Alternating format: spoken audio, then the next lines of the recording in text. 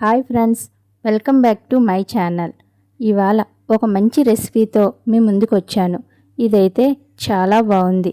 బీరకాయ కూరను ఎప్పుడూ చేసేలా కాకుండా బీరకాయ పల్లీల కారం టేస్ట్గా ఇలా చేసి పెట్టండి. పిల్లల దగ్గర నుంచి పెద్దవాళ్ళ వరకు ఇష్టంగా తింటారు. వేడివేడి అన్నంలోకి అయితే ఇది చాలా బాగుంటుంది.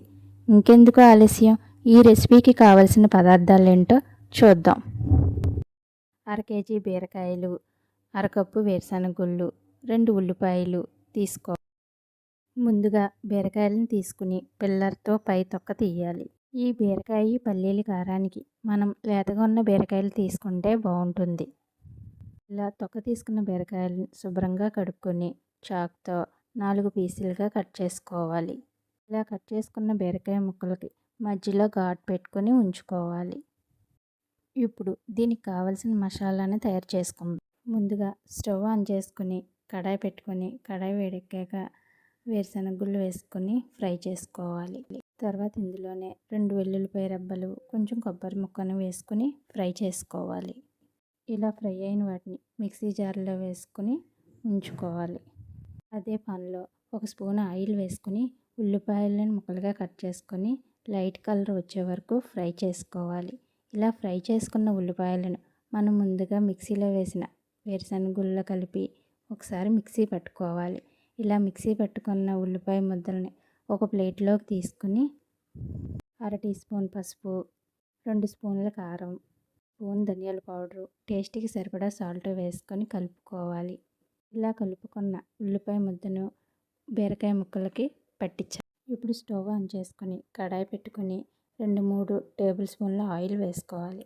ఆయిల్ వేడెక్కాక 1 స్పూన్ జీలకర్ర, పచ్చిమిరపకాయలు, కరివేపాకు వేసుకొని ఫ్రై చేసుకోవాలి. ఇలా ఫ్రై అయిన వాటిలో మనం ముందుగా రెడీ చేసి పెట్టుకున్న బీరకాయ మసాలాని ఇందులో వేసి ఫ్రై చేసుకోవాలి.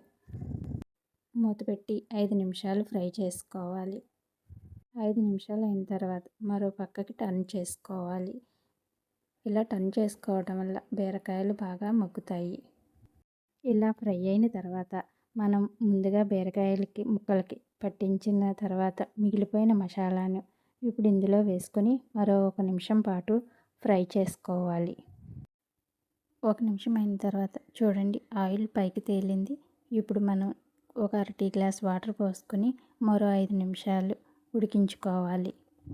ఇప్పుడు చూడండి, బీరకాయ పల్లీల కారం రెడీ అయిపోయింది. స్టవ్ కట్టేసుకొని కొత్తిమీరతో గార్నిష్ చేసుకోవడమేనండి. ఈ బీరకాయ పల్లీల కారం చాలా టేస్ట్గా ఉంటుందండి. పిల్లల దగ్గర నుంచి పెద్దవాళ్ళ వరకు కూడా ఇష్టంగా తింటారు. ఈ రెసిపీని మీరు కూడా ఒకసారి ట్రై చేయండి. ఈ రెసిపీని ట్రై చేశాక ఎలా ఉందో నాకు కామెంట్ బాక్స్లో తెలియచేయండి. ఈ వీడియో కనుక మీకు నచ్చితే లైక్ చేయండి, కామెంట్ చేయండి, సబ్స్క్రైబ్ చేయండి. Thank you for watching.